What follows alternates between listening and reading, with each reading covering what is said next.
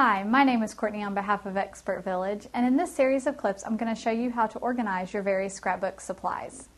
Decorative scissors are really fun to use when scrapbooking, and they really add a great extra flair to any page. The problem is what to do with all those scissors that you accumulate.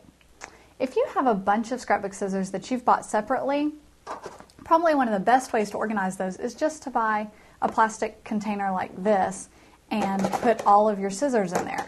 That way you can just dump them all in there and dig through them as you need them.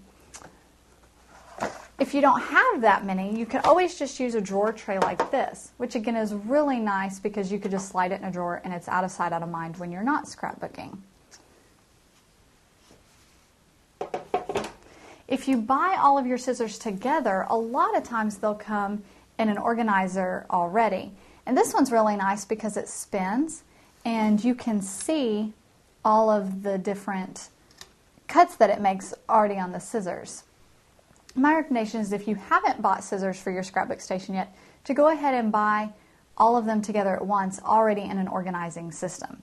You also want to make sure that along with all your decorative scissors, you have just a regular pair of scissors for any other cutting you might want to do. A lot of scrapbookers will have like a cutting system where you have different utensils that you use to cut different shapes. The easiest way to organize these is just to find a small container where you can stack all these and your little cutting blades.